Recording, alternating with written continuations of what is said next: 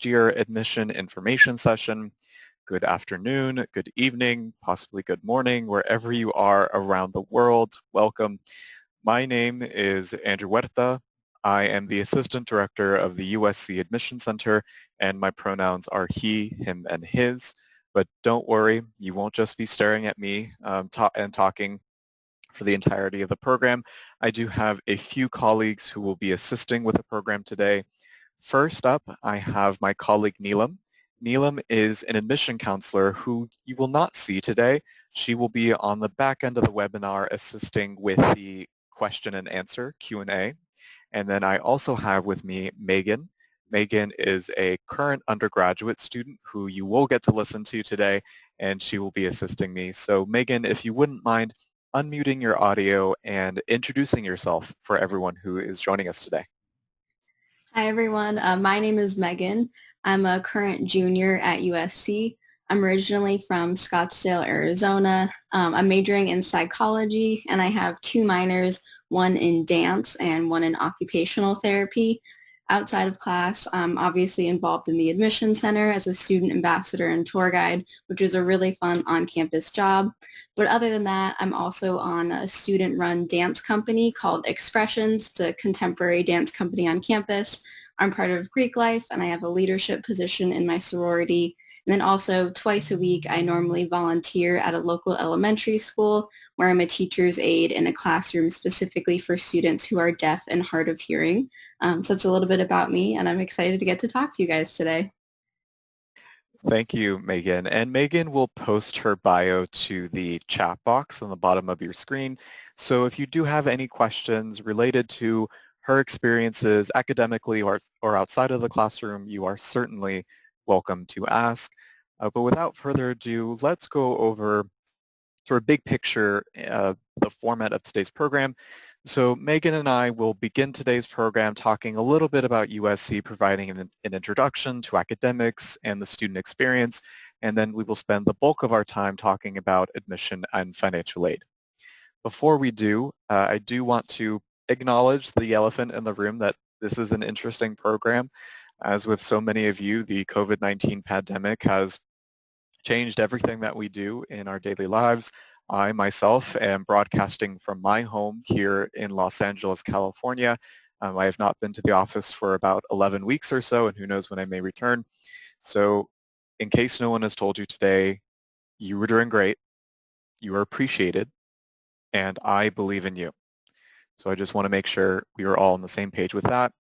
So to give you an overview of the program, today's program will not be recorded, and on the other end of that spectrum, you do not have my permission nor Megan's to record it, but don't worry, we will be providing follow-up information in about 24 hours, and I will provide you with my personal contact information. You will only be able to view the current slide, so I do recommend a couple of things. The first, in your confirmation and reminder emails, you should have received a link to our Introduction to USC brochure. So if you've not already, I recommend pulling up that Introduction to USC brochure. When available, I will ask Neelam to post that to the chat box as well, and this will be helpful to use as a guide.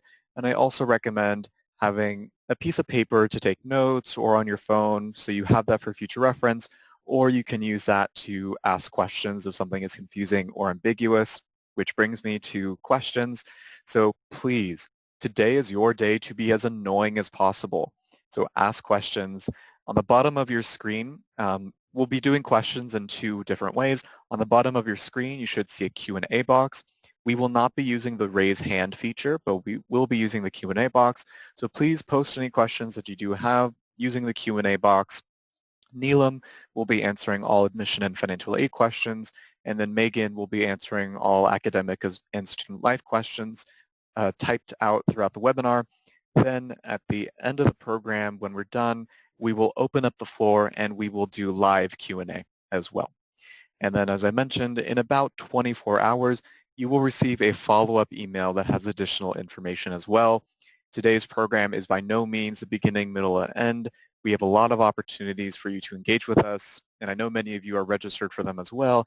We have student panels, academic department sessions, live virtual campus tours, and so many more opportunities for you to engage with us. But with that said, let's jump right in. Any introduction to a university should always answer a few basic questions.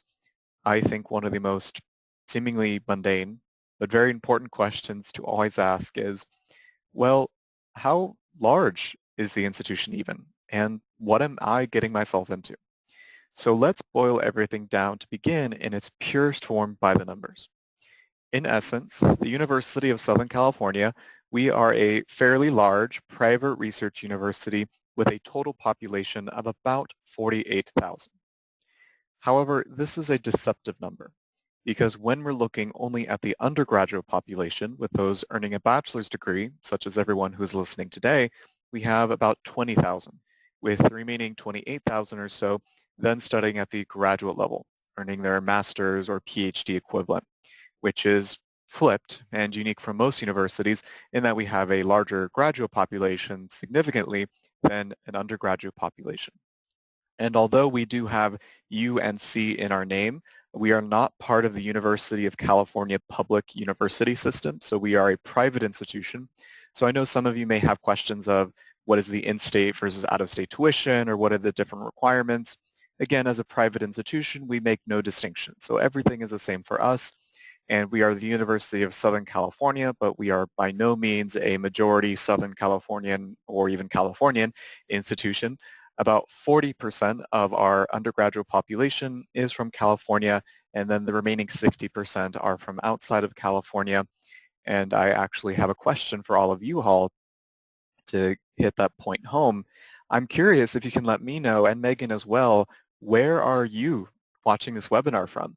So on your screen, a poll should have just appeared. So please take a few moments, let us know where you're joining us from, and then I will share the results of that poll with everyone, and we can take a look together. So thank you, everyone, for posting already. We'll leave it open for just a few more seconds.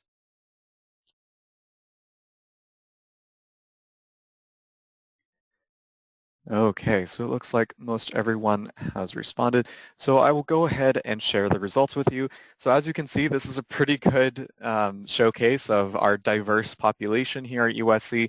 Thank you. Kudos to everyone who's joining us from the Midwest, especially my one student from Maryland. Very proud of you. I read from Maryland last year. And then also to our students who are joining us from outside the United States. So you can see this really exemplifies what I mean by this global population and from around the U.S.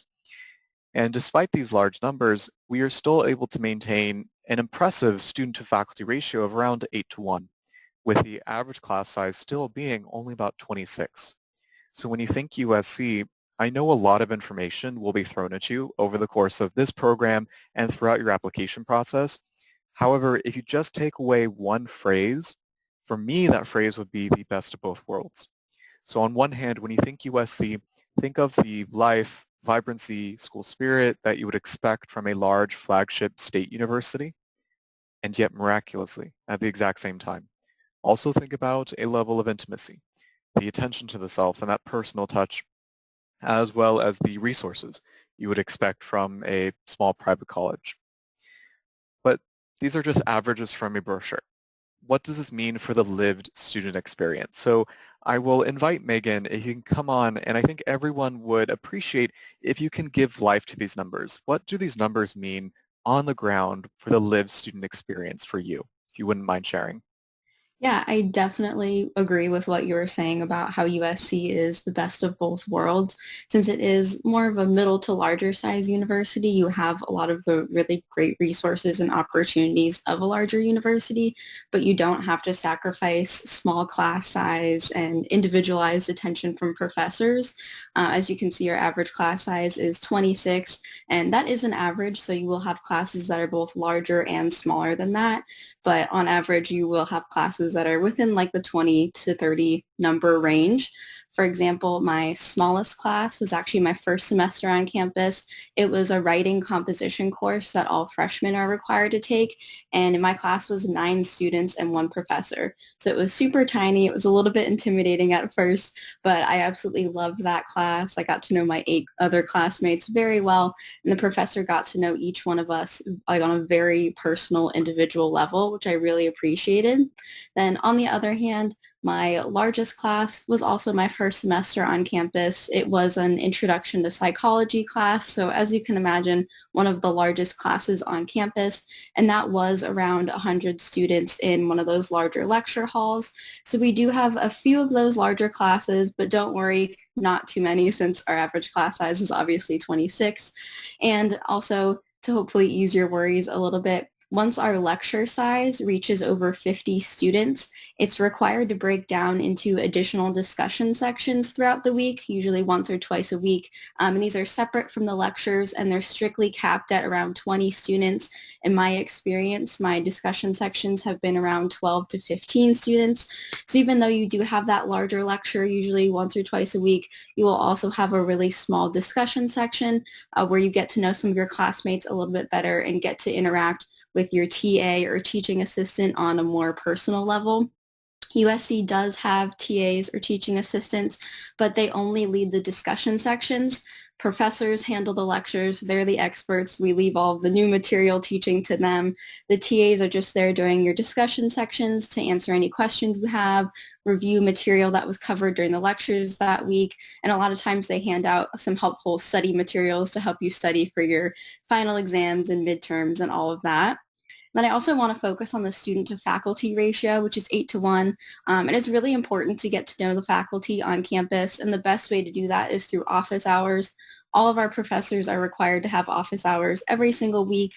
And even if you can't make it to their scheduled office hours in their syllabus, you can always email one of your professors and they will always work out a time to meet with you, usually within that week. They're really, really accommodating and they want students to come in and talk to them. Usually they're just sitting there in their office doing some work, so they're happy when someone comes in. So you can ask them a question that you have in one of your classes, or just ask them about the research they're doing, the field that they're working in, just their life in general. The professors are really great resources to get to know on campus. Thank you, Megan, for sharing that experience. And along that same vein, I think the students who are listening today would love to hear more from you, again, about that lived student experience on the ground.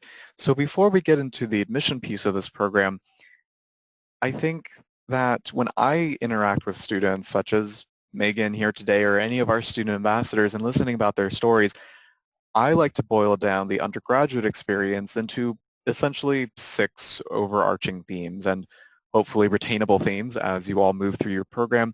So while I will invite Megan on, so before you are 6 overarching themes that I like to think about when I think USC, and I would love if Megan can share her experience. Does she agree with these 6 themes that I have listed? What do these themes mean for you? Megan, I think everyone listening today would love to hear about your experience.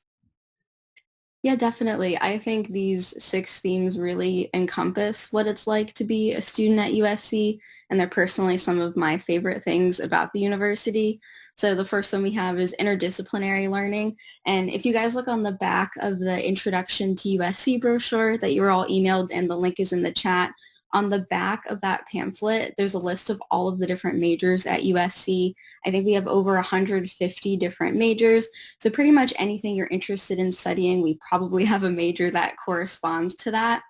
And one of my favorite parts about USC is that we have something called the open class policy, which basically means that no matter which school your major is in on campus, you're free to take classes in all of the different schools around campus, or you can minor across different schools. So you aren't just restricted to the school that your major is in. For example, if you were a business major, you don't just have to take business classes. You could take an art class or an engineering class or theater or dance or anything you're interested in. And I really love that part about USC because a lot of students have some side interests that they don't necessarily want to major in, but you're still free to take classes in or minor in any of those different interests around campus. So my major, psychology, is within our Dornsife College of Letters, Arts, and Sciences, which is our liberal arts college. But I have a minor in our occupational therapy school, and I have a minor in our dance school. So I'm studying in 3 different schools on campus. And I think that really encompasses the idea of interdisciplinary learning at USC. You can take classes in all different areas around campus. And the best way that I think you can do that is through elective classes. So your tuition covers 12 to 18 units each semester worth of classes. Classes are most commonly 4 units each, like for your major or general education courses. So students most commonly take 4 of these 4 unit classes, which adds up to 16 units total. But like I said, your tuition covers up to 18 units. So with those extra 2 units, you can take 2 credit elective classes in any of the different schools around USC. They can be more on the academic side. For example, I took a research elective where I did research under one of our psychology professors. But then more on the fun side, I've taken a dance elective, I've taken a yoga elective, I took a coding class just to learn a new skill. So having those 2 unit elective courses really allows you to fit some extra classes within your schedule that maybe you wouldn't normally take with your major. Then our second point on there is research. And research is a really big part of USC. I would say that USC is a really big research institution, and it's really easy for undergraduates to get involved in research as early as your first semester on campus if you want to. And research isn't just for like science students or engineering students like you would stereotypically think of it. I like to say that pretty much anything you're interested in on campus or anything that you're majoring in, there's usually some research project or research institution that corresponds to that topic. So for example, one of my friends, she's majoring in political science and political economics, and she is currently working in a research lab that studies the interaction between the United States and China in terms of the world economy and how that relationship has evolved over time. And I also have a friend who's majoring in theater, and she last semester worked on a research project with one of our professors where they analyzed the wording used in Shakespeare's plays.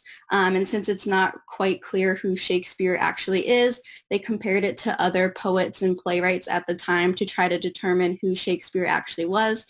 So I think those are 2 really great examples of really different research projects around campus. So basically anything you're interested in, you can get involved in research. You can find out about these opportunities through your professors. Either they're doing research themselves or some of their colleagues are, or you can always talk to your advisors. I know my academic advisor emails us probably once a week with different research opportunities on campus. So it's really easy to find these opportunities to get engaged in. Our third point is global perspective. And I personally think that USC has a really diverse student body. I think that going here has really broadened a lot of my horizons. Around 20% of our students are international students, and I think that's really amazing. We have a really diverse community on campus, and it's been really amazing to get to meet students from all over the world, hear about their different backgrounds, their different perspectives. For example, my freshman year, I lived in a suite, and it was 4 of us total, and one of those girls was from Vietnam, and one of those girls was from Korea, and it was really amazing to get to know them, get to hear about how different their high school experience was, and sort of get to explore the city of LA with them. So we have a really, really vibrant community on our campus. And then we also have a lot of opportunities for our students to study internationally if they want to. The USC Office of Overseas Studies offers over 90 programs in 40 different countries, I think. So you can study pretty much anywhere you want around the world. Our students most commonly study abroad their second semester of junior year, so spring semester when you're a junior, but you don't have to. That's just when most students tend to. And these programs are pretty customizable. I've had a friend who went abroad for a full school year. I've had friends who have gone abroad for just a semester, or I personally did a study abroad program over the summer called a Maymester, where pretty much you just go abroad just for the month of May. So 4 weeks. So for 4 weeks, my classmates and I and our professor traveled to Italy, and it was a Roman history course. So we got to travel around Italy, learning about Roman history. So a lot of those study abroad programs are really customizable. And when you do choose to do one of those study abroad programs, you work with your advisor to create your course schedule that you'll be taking while you're abroad. And if you do that, it'll guarantee that all of your classes that you're taking will be for credit, and that studying abroad won't push back your graduation date or anything like that. Our fourth point is experiential learning in Los Angeles. Going to college in LA is so amazing, both for academic and professional opportunities, but then also just for fun opportunities for things to do outside of class. So more on the academic and professional side, being in Los Angeles and basically right next to downtown LA is really great for our students because there are so many different internships in Los Angeles. I have a friend who's currently working at KPMG in their downtown LA location, which is a really great opportunity. And she already has an offer for them for after graduation where she'll be moving to their New York office. So a really great opportunity.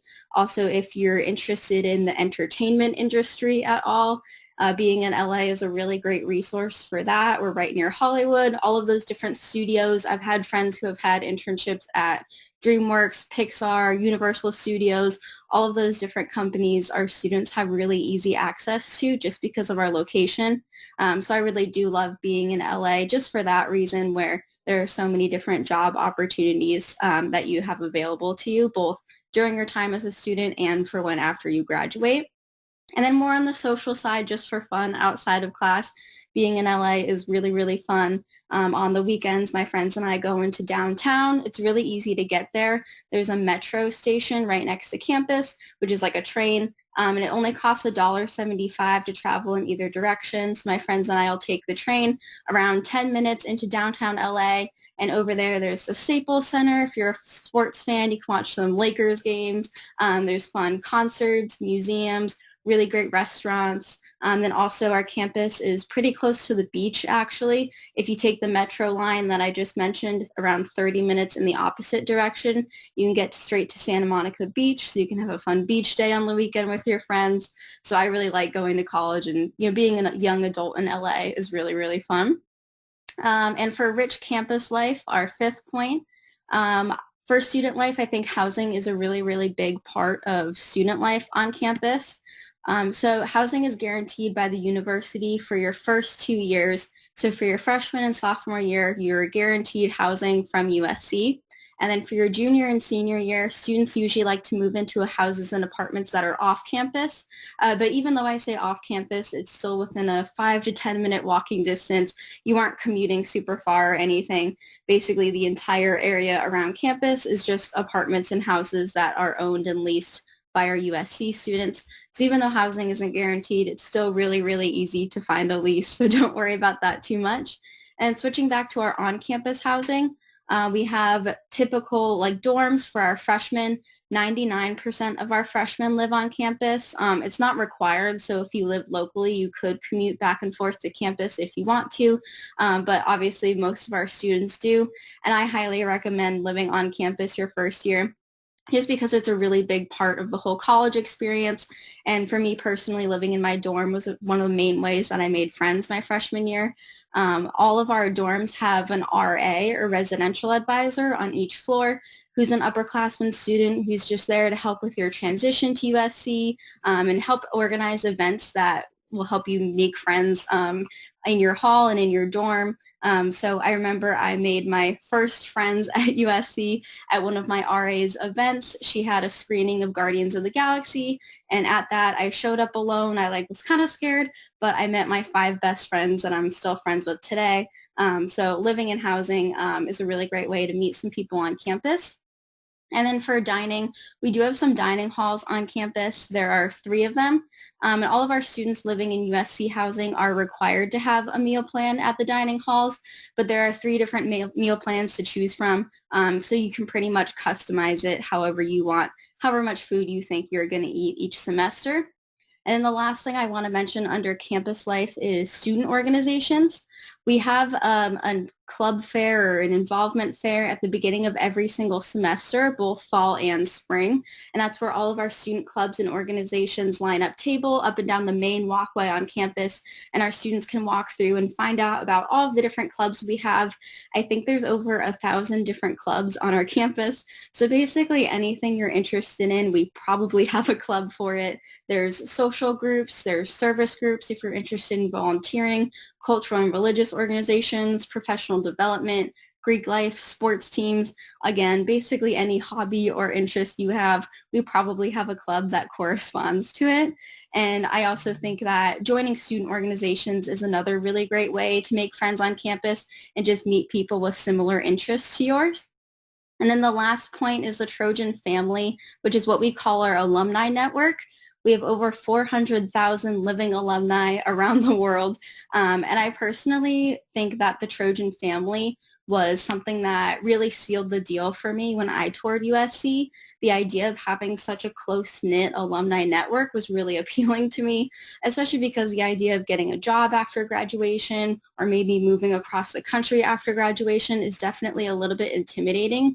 Having that really close-knit alumni network to help you maybe get some jobs, or if you move to a new city, you can join the Facebook page for the USC Alumni Club and make some new friends to maybe watch the football games with every weekend. So I really, really thought that the aspect of the Trojan family was something that was very unique to USC, and it was something that really convinced me to go to USC.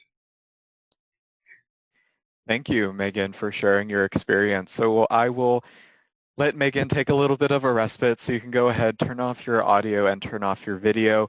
If you do have any questions for Megan about anything she has mentioned, please, again, use the Q&A feature on the bottom of your screen. She'll be typing out those answers throughout the program. With questions, 2 rules, the only rules that I have. First rule, not really a rule, but trust me, there's no such thing as a stupid or annoying question. We have heard everything. And second, any question that you do have and are possibly afraid of asking, half of the group who's listening today also has that same question, or they don't know they should be asking that question and could possibly benefit from hearing the answer in the answered column. So go ahead if you do have any questions. But let's move on from there. Hopefully, Megan convinced you just a little bit about the merits of a Trojan education. I would hope the question develops into, how do I get to experience that education? Unfortunately, you do have to apply, which of course brings us to speaking about our admission process. And I do believe it's important to always begin macro, big picture, with our admission philosophy and the way that we approach our process. So in front of you is our official philosophy that I have to put up here. I will let you read these 2 paragraphs in their entirety, but to summarize in my words, the first paragraph tells us that despite this past year, we received about 60,000 applications for first-year admission. Every application is read in its entirety by our office, multiple times by multiple eyes. We employ no minimums whatsoever, no minimum GPA cutoff or test score cutoff or requirement. Even an incomplete application, if you accidentally hit submit with your elbow, we do read and consider. You are all complex, nuanced human beings. Never forget that. And you honor us with your application. You really do. The second paragraph tells us that part of the way that we try to maintain respect with your application is through a territorial system. So what this means is that the essential question we are asking is that, have you been taking the most rigorous curriculum offered to you given your environment, and have you been successful with that level of rigor offered? Translating this into plain English, this means do not compare yourself against your friends at any other school or on the internet. Don't do it. We are only evaluating your application in the context of your specific academic environment at your high school. Even if they are across the street, we will not make those comparisons, and neither should you. So I hope none of you have asked these questions, and you shouldn't, of like, oh, the school across the street or across town, they do these number of APs. I only have this number. I'm going to look so bad against them. Again, don't get in your head. We are just asking, how are you performing at your individual school? On a practical level, what this means, if you've not seen already in our intro brochure, we do not publish an average GPA or average test score. That is quite intentional because we are getting school specific. And before we get into the application itself, no matter how good your application is, if you don't submit it on time, you can't be considered. Half the battle, and I think if I have any parents who are listening today, you will agree with me, half the battle seems to be a test of how organized you can stay. So let's go over a few key dates, January 15th and December 1st. I would like you to circle December 1st about 10 times over, physically or mentally. December 1st will be an important deadline. However, outside of this presentation, December 1st may never appear as a deadline for USC. The reason for this is that typically in any outside media or print, only an early action, early decision, or regular decision deadline will appear for a given school. We, however, do not employ any early action or early decision programs. Also for fun, to let you know, along that same vein, we do not employ an admission waitlist, so the answer is yes or no, nor do we offer admission interviews, nor do we track demonstrated interest. So this is probably very different from a lot of schools you're considering. We know the psychological terror that these different practices and programs place on all of you. And going back to our admission philosophy, we just don't want to do that. It's stressful enough as it is, and hopefully we cannot add to that. Also, there are questionable equity issues behind these programs and practices, which just philosophically we disagree with. And trust me, I can spend a long time talking to you about this. But suffice it to say, we have one deadline, technically, and that is January 15th of your senior year of high school. December 1st is still important for two reasons. Reason one, December 1st is our deadline to be considered not only for admission, but admission plus a merit-based scholarship. This is separate from need-based financial aid, which I will talk about later. You do not have to do anything extra. No extra checkbox or essays. Just submit your completed application by 11:59 p.m. on December 1st in your time zone. Preferably not on 11:59 p.m. on December 1st in your time zone. Statistically speaking, however, about 2/3 of you will not listen to me and you will submit your application at the last possible second. So you may do that anyway, but I just have to make that plea. And merit scholarship is open to both domestic and international applicants. The second reason, December 1st is required by some of our talent programs which need the earlier submission because they have a very robust and in-depth portfolio review process. So if you have your Introduction to USC brochure, it's on page 9 where we go over the dates and deadlines. It will also list which talent programs require the December 1st deadline. So, for example, I'm a singer, I'm a musician, but trust me, I cannot dance to save my life. So I should not go anywhere near the portfolio or audition for the Kaufman School of Dance. So we have the experts, the faculty, the professors. They look at the portfolio and manage the audition process to give us their recommendation. So we want to give them as much time as possible. If you have no interest in applying for one of the programs that require the earlier deadline or merit scholarship, again, January 15th is completely fine for your completed application. And then speaking of the application, the only way then to apply will be through the Common application at commonapp.org. This is an online platform used by USC and about 800 or so institutions throughout North America. Fun fact, Canada does use it as well, which of course brings us to my favorite part of my presentations, the meat and potatoes rather, speaking about the application itself. This information will be found on page 10 of your intro if you would like to follow along. Pardon me. However, rather than go through that checklist, information that I know you can find in a brochure or in detail on our website, I think my limited time would be much better spent giving you information you cannot find in the brochure. So my overall examples, experiences, some themes that you can take with you, not just for USC, but throughout your process.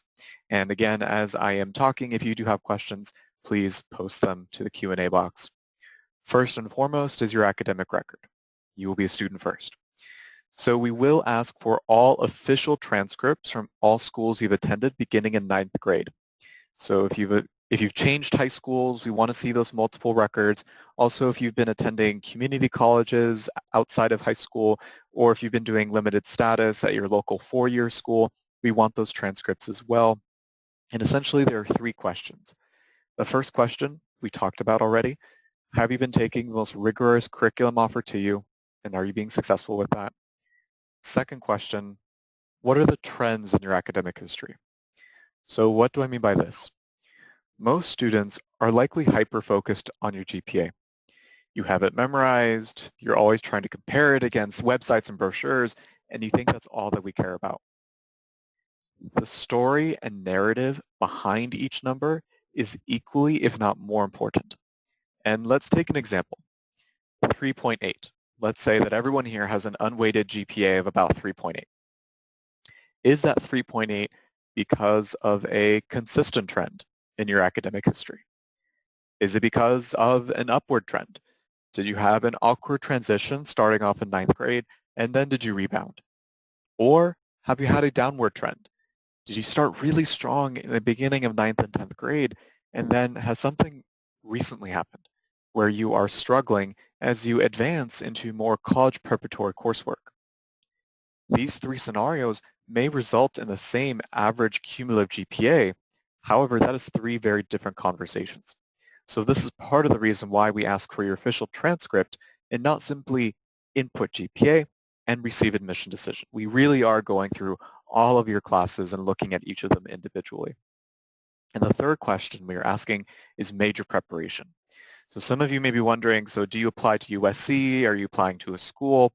So you are applying to the University of Southern California, and the Central Office of Admission of USC makes the decisions. But in the application, you list a first choice major and a second choice major. So we have direct admission into a major. Again, you can change, and many of you will, as Megan discussed, but we want to know, where do you want to start your journey? So in the application, we are asking for a first choice major and a second choice major. Your first choice major cannot be undecided. Your second choice major can. And with these first and second choice majors, this gives us context. So we first read the application, considering an offer of admission to that first choice major. If for any reason we feel the fit is not quite there or the academic preparation may not be there, we reread the application, changing the lens in the back of our mind to then consider an offer of admission into that second choice major. And the second bullet point, test scores, everyone's favorite. I'm happy to report, however, for students who are applying for this upcoming application cycle, so if you hope to apply for USC for fall 2021 admission, we will be test optional due to the impacts of the COVID-19 pandemic. So the SAT and the ACT are not required. And when I say not required, I mean not required. So this is not a wink, wink, nudge, nudge, read in between the lines. It is not required. If you don't submit it, you will not be disadvantaged in any way. But again, this is just for people applying for fall 2021. For my younger students who will be applying fall 2022 or later, we have not made the determination if we will continue that policy. So for now, operate under the assumption that we will go back to requiring the SAT or ACT about this time next year. We will probably make our decision, but we want to let the process play out for a full year, gather some data, do some analysis before we make a final determination. So for right now, it's just this upcoming year. SAT2 subject tests, we have never required them and will not require them. They are optional. If you want to self-report any SAT2 subject tests in the Common Application, you are welcome to do so. Similar for AP and IB, you are not required to send us those scores. However, you are welcome to self-report. So in the Common Application, so save yourself some money, you can self-report SAT2 subject tests, AP, and IB exam scores. Third is your writing, and we look at this in four different ways. First is the personal statement. This is the main essay which is sent to every school that you apply to using the Common Application. And the operative word here is personal. Why do I say this? A common type of essay that I see will say something like, "Dear college, my grandmother is amazing. She is strong-willed, witty. You would love her. The end." Written beautifully and showcases your talent with writing. But if that's all you talk about, don't be surprised if I agree with you and say, you know what? Congratulations, your grandma was admitted to USC. You can stay home. Always bring it back. Remember, this is the personal statement. Dear college, my grandmother is amazing. She is strong-willed, witty, and you would love her. And please let me tell you how she has made me into the strong, independent man that I am today that any college would love to have. Again, always bring it back. What is the personal statement? Second, we have two essays which will only be seen by USC. They're short answer essays. The first one is a choose your own adventure. We give you 3 different prompts and you decide which one you would like to write about. The second short answer always stays the same. Why USC? A deceptively simple question and seemingly obvious that in fact requires some of the most critical thinking in the application. What are your intellectual curiosities and how do you feel that we can further those endeavors? There are nearly 4,000 institutions of higher learning just in the United States and many more abroad. So no, it is not obvious just because you've applied. One of the most common notes that I leave for myself is application was great, but the why USC fell flat. I think so many students today have gotten caught up in this qualified versus unqualified debate. At USC and many of our peer institutions, we really are only dealing with perfectly qualified candidates. 80% of the students who apply to USC, we would love to admit you. We think you're great, your academic record is perfect, and you would be a welcome addition to the Trojan family. But again, we only have room for about 3,000 first years, and we have 60,000 applications. So even if we wanted to, we could never make our decisions based solely on those quantitative factors. So the essays, and especially that why USC essay, is very important because you may be the most qualified quote-unquote candidate, but if I don't feel that you necessarily want to be at USC or that the fit may not be there, do we have an incentive to offer admission? Because our decision is not, are you a good student? Are you a good person? Our decision is an admission offer to attend the University of Southern California. So a test that we do that you can do as well, if I can replace the word USC with any other school's name and it makes perfect sense, that may not be specific enough. Also note this is not simply a question of why do you like this major? It is also not simply a question of why do you want to be on USC's campus? If you only write in that essay why you want to be at USC because you love economics, and full disclosure, I'm an economist by education, there are hundreds of amazing institutions where you could study that major. If you only talk about in that essay why you want to be at USC's campus because it is as Megan described, a beautiful red brick campus in California, LA, the weather, Trojan football, all valid. But then I'm very worried that you may never go to class. So it's a two-part question. Why do you want to study what you want to study and why here at USC?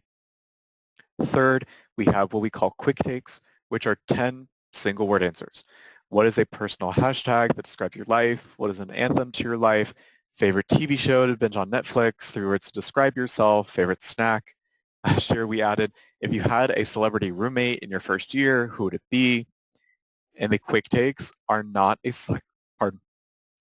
psychological test or a trap or a trick. I promise we will never deny you because of your favorite snack. I may be hardcore judging your Netflix choices, but I'm never going to recommend deny because of it. It's really just a fun way to get to know you on a personal level. And then last but not least, in the writing section, it's not here, but it's something called the additional information box. This is an opportunity for you to be a counselor. Put your counselor hat on, read your application. Are there any questions that might arise? Anything that you think we will scratch our head about? Great, you're thinking. Preempt those questions by giving us the answer. And the additional information section is an open text box. You can put anything you want. A haiku, paragraph, sentence. Use it to add quality to any quantitative factor in the application that you don't want to take up a full essay talking about. For example, please do not make me scream at my laptop wondering why you got a D junior year when the rest of your classes are straight A's. I cannot sleep when that happens and there's no explanation, so that's an example. Use the additional information box to give us as much context as possible for anything in your application. Fourth box is the activity summary, where you describe everything that takes up your time outside of the classroom. So not simply club and sports, but do you volunteer?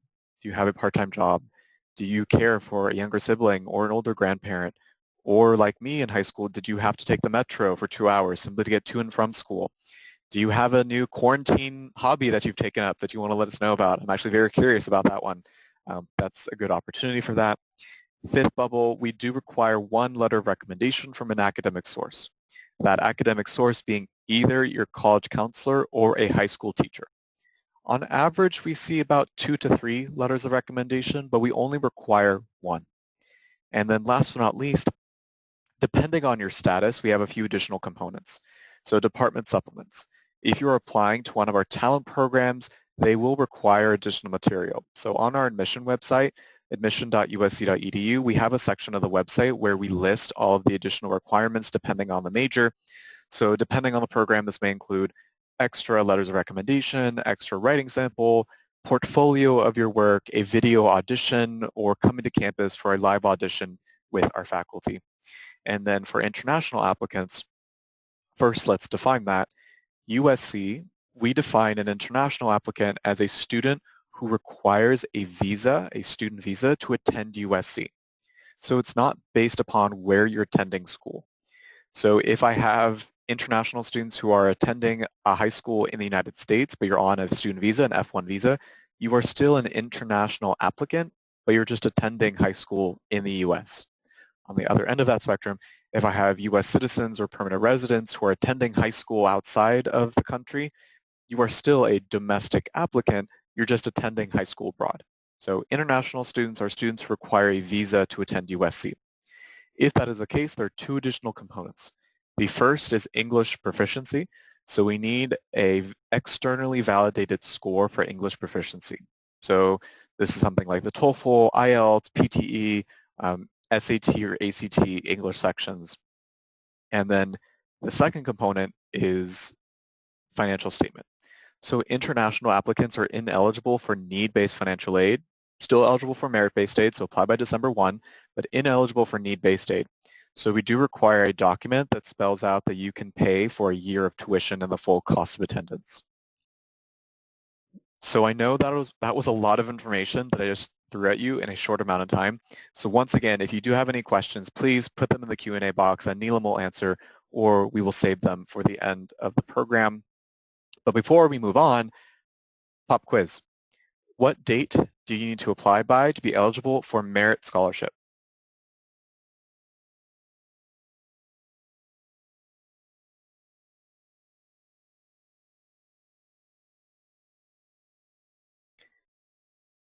Yes, you are all, so close. So most of you got it right. So December 1st is the deadline for merit scholarship. January 15th is just the final date for admission to USC. So you can still apply by January 15th. You just won't be eligible for merit scholarship. So good that we clarified that. So let's say you apply by December 1st. You will hear back from us in late January with one of 2 notifications. Notification A, congratulations, welcome to the Trojan family. You have been admitted and are a finalist for one of our full or half tuition merit scholarships, at which point we are inviting you to campus to interview with the professors in that department. Now I mentioned we do not have early action or early decision. This is true. We do have early notification, if you will, because we think it would be very cruel and unusual punishment to say, hey, we think you're good enough to possibly have a full or half tuition merit scholarship. We need you to fly to campus to interview, but at the end of it, you may not get admitted. So that's just, we don't want to be a jerk. So if you are a full or half tuition finalist, you are also admitted to USC and we'll let you know. No one is denied in late January. We simply are notifying about merit scholarship. The second notification is, thank you for applying. We're still reading for admission, but we're not offering you one of those full or half tuition merit scholarships. Again, no one is denied. All admission decisions are made by April 1st, and then everything is flipped, and you get to make me wait. And I'm crying and freaking out and wondering, oh my God, do they like me? And you are walking on sunshine, being courted by all these amazing schools. Enjoy the month of April. You do deserve it. And then May 1st is the final date for you to let us know where you will be committing. And then the last thing that I would like to talk about before we open it up for live Q&A is need-based financial aid. So we talked about merit-based aid. When framing the conversation around need-based aid, it is important to have that conversation with a simple fact. USC is a need-blind school. If you have never heard of that term, it's okay. We are one of only about 35 need-blind schools in the country. What this term means is that my office, the Office of Admission, we are completely separate from the Office of Financial Aid.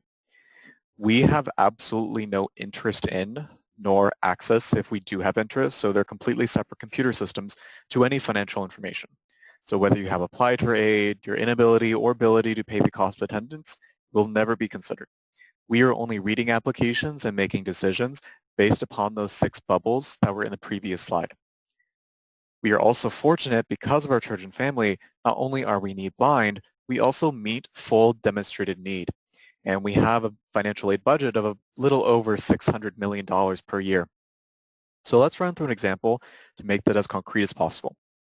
Let's say that the full cost of attendance, so tuition, housing, transportation fees, books, all of that fun stuff, we estimate to be, let's say, $75,000 per academic year. You're going to do 2 things.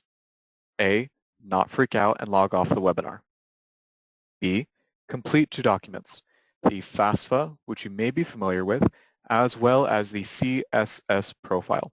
You may not be as familiar with this document. It is still required for need-based aid and typically required by private schools you consider. It's managed by the College Board, so the same organization that manages the AP exams and the SAT. For my undocumented students, you will just complete the CSS profile and not the FAFSA. And for my California residents, please remember the Cal Grant as well. So you complete these 2 documents, and it tells our financial aid office that reasonably they calculate you and your family can contribute $25,000 per academic year. The remaining $50,000, because we are need blind and meet full need, the remaining $50,000 we will help you meet in full. And we promise to do that before we touch your application through a combination of 3 sources. A, university and government grant money. B, federal work study. Shameless plug. Consider being a tour guide. C, federal student loans. Money eventually do pay back with interest. And I know what you were saying. Andrew, this is great information, but I don't care. What does this mean for me and my individual family situation? And that is a fair question. So I highly recommend use a tool on our financial aid website. And if you have your intro on the financial aid page, it's the big box in cardinal and gold called the net price calculator. The net price calculator is a tool required by law of USC and almost every institution that you will apply to that receive federal aid, which is about 99% of schools, in which you input some basic information and it will spit back at you a rough estimate of your individual price for USC.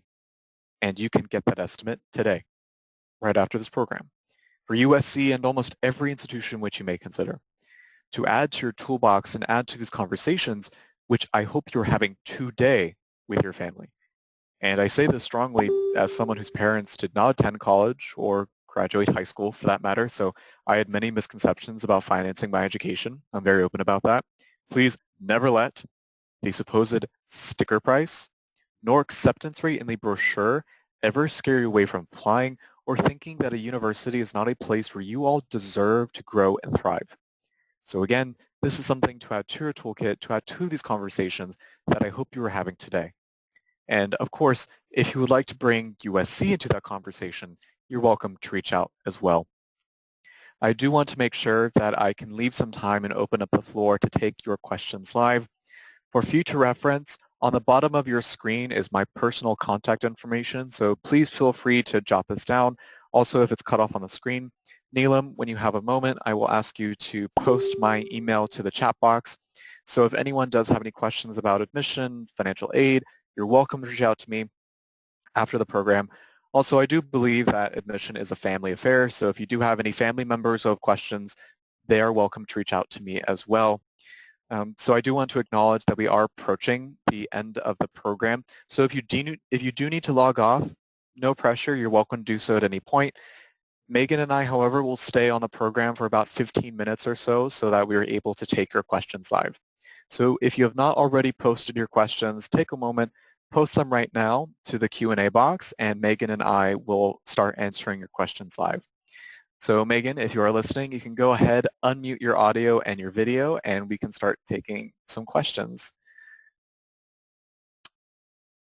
So the first question, we have is for me. Oh, good question. I've never gotten that one before. Please describe the best/worst essay you've read and what made it great and bad. I'm going to go with the worst first because I still remember it from this past year. There was only one student that I said absolutely not, that I am recommending deny. And I don't know if it was because they were intentionally trying to annoy me or piss me off. They said, to whoever is reading this application, you are a puny rat. I don't know if their parents were forcing them to apply and they didn't really want to go to USC. I don't know what their deal was, but that one stuck in my mind. So if you don't want to apply to a school, you are welcome to not apply to that school, but just be kind in your essays. The best essay, that's a good question. The one that sticks out the most in my mind, I don't know why, sometimes it's the simplest things. There's a student who was talking about her houseplant collection. So I think this is a great example. You don't need to have this profound discussion of the meaning of life. Sometimes the best essays are really the most mundane, and it's all about your truth. What is important to you? What are you passionate about? And it was a student, she was really interested in studying environmental science, and she had a passion for houseplants. So she was talking about the history of her houseplants, how she went to Costco to get her first one when she was 10, and now her room is just full of dozens of houseplants. And again, I just thought that was super interesting, and you could tell she was really passionate about that. So again, I think this is a good segue into the essay writing. Do not write what you think we want to hear, because I can read right through that, and that's not really interesting. I want to admit you. I don't want to admit this falsity. I want to admit you, the person. Trust me, you're an amazing person no matter what, and I want to admit you, but you have to communicate that. So I think that was the two best and worst. So houseplant was the best. Calling me a puny rat was the worst. And then let's see if we can move on to a question from Megan. So Megan, we have a question. How does USC like to give back to its community? And what service opportunities are there? Okay, yeah, there are so many different service opportunities, especially around LA. There are some lower income areas, and there's just a lot of opportunities that you're able to get off campus and help. I know that USC has something called the USC Day of Service, where they send USC students and alumni in the area and even professors and faculty out on these different projects around the area. So I've gone on a beach cleanup a few times, which is really fun. I've had friends help serve food at food banks and homeless shelters. There's really a lot of different ways to volunteer if you're really interested in service. And then we also have a lot of our clubs are dedicated to service too. Um, there's a club called Troy Camp that I have a lot of friends that are involved with that work with a lot of the children at local elementary schools. I have a friend who started a club called Glamour Girls where they go around to local senior citizens' homes and give makeovers to the older folks there. So definitely service is a really big part of USC too. There's a lot of opportunities. Thank you. And it looks like we have a question for me. So Offer would like to know, what makes a student stand out in their application compared to others? And that's a great question. So I didn't mention this, but if I have really one recommendation for everyone listening today, movie recommendation, since I know you have ample time, family movie night, watch the movie Admission with Tina Fey and Paul Rudd. It came out in 2013, I think. So in this movie, Tina Fey plays an admissions officer. And when she reads an application, the student who she's reading about will magically appear right in front of her, sitting at her desk. And she will have a conversation with the student. And the student is reading aloud their essay and their application. Most people who watch that movie quickly glance over that. I love that scene because it is very telling. That is what we are trying to do, and it is extremely difficult. We are trying to paint that picture of the student before us so that we can ask the question, can we see you in a classroom, in a residence hall, outside on Truesdale Parkway during the club fair, living, learning, and thriving as a member of our Trojan family? So imagine somebody has never met you in their life, and all that they have to go on to paint that picture is your application. So I recommend with your writing, stand in a room by yourself and read your writing out loud. And have an acquaintance read out your essays to you. Not a family member or close friend, but just an acquaintance who may not quite have memorized your voice off the top of their head. Two things happen. First, your flow immediately improves, and second, you're able to answer an important question. Because writing is an auditory art form. No matter what, the written word always hits the ear. So if I'm reading an essay, will that voice in my head be Andrew's? Or I think Afra was the one who had asked that question, or will it be Afra's? And that is ultimately what stands out the most and makes us want to advocate for a student. So great question. And let's see if we can have another question for Megan. So Megan, we have a question. What are your favorite USC traditions? Okay, yeah, my favorite tradition is the week before our rivalry football game against our rival school, UCLA.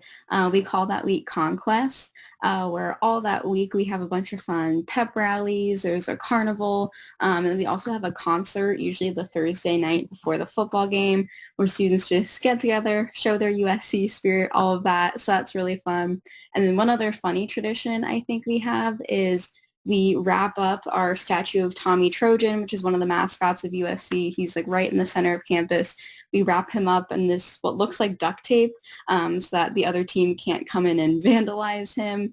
We also have a statue of a dog. His name's George Tirebiter. It's another one of USC's mascots. And they build this wooden little dog house around the statue, again, to protect it from vandalism. So I think that's a really fun, like unique tradition that USC has. Thank you. And I do want to approach that we are past the hour mark. So again, if you do need to log off, you're welcome to do so, but we will stay on to continue answering your questions.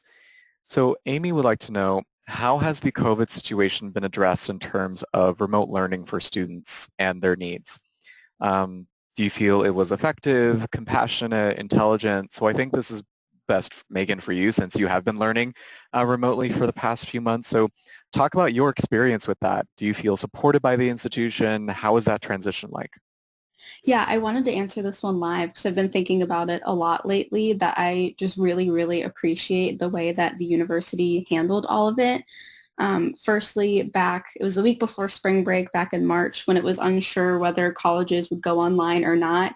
USC had a 1-week trial period of having classes online on Zoom, and I really appreciated that because it was before we went fully online, so you were able to just troubleshoot any issues. You got used to it, your professors got used to it, and that made the transition to actually going fully online a lot easier because we had that practice run before it actually happened. And then since everything has been online, my professors have been so supportive and accommodating. No matter what your personal situation is, all of my professors have listened to our feedback and have been really understanding if you have any limitations. I know at first I had a really old laptop from 2014, so the webcam didn't work, Zoom was not supported on it, and for the first few weeks my professors were so nice and supportive about it. They would record the lectures and email them to me personally and then set up a phone call with me each week if I wanted to, if I had any questions that I couldn't ask during the live lecture since I couldn't attend it for a little bit. So overall, they've just been so accommodating. And the university has been very prompt and trying to let us know what's going on, let us know future plans as soon as they can. And I really do appreciate all of the communication. And I also think, obviously online learning isn't the most ideal situation, but I feel like my professors have done everything they can to make sure that we're still getting the same high quality education. The classes are just as good as we would have gotten in person. That's good to hear. Thank you. And we have another question, looks like for me, what are the key characteristics you are looking for in an applicant? That's a great question. I briefly touched upon this before when I talked about my favorite essay. What was so memorable about it was not the topic, but just the passion that was communicated behind that essay. And I know this is beating a dead horse. You hear this all the time, and you think it's a cliche, but if you keep hearing it, there's something behind it. Passion. it doesn't matter what for. USC, as we talked about, is a big place, what we call a comprehensive university. There is so much going on. You can find a niche in almost anything. So there isn't one type of applicant that we're looking for, one type of USC student.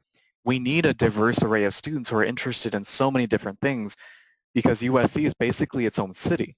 About almost 50,000 students, about 20,000 or so faculty and staff. So it's basically its own city. So we need a diverse city. So passion, being able to communicate that, that is what stands out the most. And Megan, it looks like we have a question for you. Which or what was the best or most interesting extracurricular activity you saw? Oh, this was for me. Sorry. What was the best or most interesting extracurricular activity you saw in an application? That's a good question. I think for me, it wasn't a extracurricular activity. Again, this is me personally. I do like when people list hobbies that like have nothing to, like they're not necessarily an organized something. Someone mentioned they have a really good hobby for drawing mandalas, and they actually posted a link in their application to like drawings of their mandalas that they've done, and they said like, oh yeah, I spend hours doing these and they're really peaceful and helpful for me. Again, they may or may not continue that at USC, but it just really stood out because the way they talked about it, you could again tell they were super passionate about that. So that was super interesting for me. So extracurricular wise, again, don't feel stressed that it has to be the most interesting, like cool sounding activity. Again, if it's your truth, then it's important to us. I just want to know your truth. And we have another question regarding the application. But first, I do want to get to a question from Megan. What was your favorite USC class so far? Okay, I have two because I can't choose just one. But my first, it was a class for my major. It was developmental psychology. So it was looking at child development from birth to age 18. I just thought it was really interesting because I'm really interested in working with kids. I have for the past few years. So I thought it was really interesting to learn about that. But then also the professor supplemented it where he created this own program online where you raised your own like virtual child. So it would have different situations and prompts for how you would handle each thing, like disciplining your child and sending them to different schools, or how you would handle arguments with your made-up spouse and all of that. So it was really cool that he lectured, and then he also had this hands-on component of actually like raising your own child and then seeing the impact that your different decisions, different parenting styles had on the kid. So that was my first favorite. And then my other favorite class was a Greek and Roman art history class that I took. I know it sounds really random, but it was one of my general education classes, and it was probably one of my favorite classes at USC. It was really cool to learn about like Greek and Roman mythology and how that played into art. So I really loved taking a class that was outside of my normal, psychology class range. That's good to hear. Thank you so much, Megan, for sharing, and thank you for everyone who has been asking questions. We have come to the end of our time together, so I do want to again thank you everyone for sticking with us, asking those questions. Hopefully you got a lot of information out of today's program. And as I mentioned, today is by no means the beginning, middle, and end. I know many of you are in it for the long haul. You'll be doing the student panel and possibly the live tour after this, or an academic department session throughout the next week or upcoming month. So hopefully you enjoy those other programs. And again, if you do have any questions for myself about the application or admission, you're welcome to reach out. I sincerely wish each and every one of you the best of luck during what I hope will be an amazing, stress-free, and self-reflective time in your college process, wherever that may take you. And with that, I will affectionately end the program as we like to do here at USC. Stay well, everyone, and fight on. Thank you.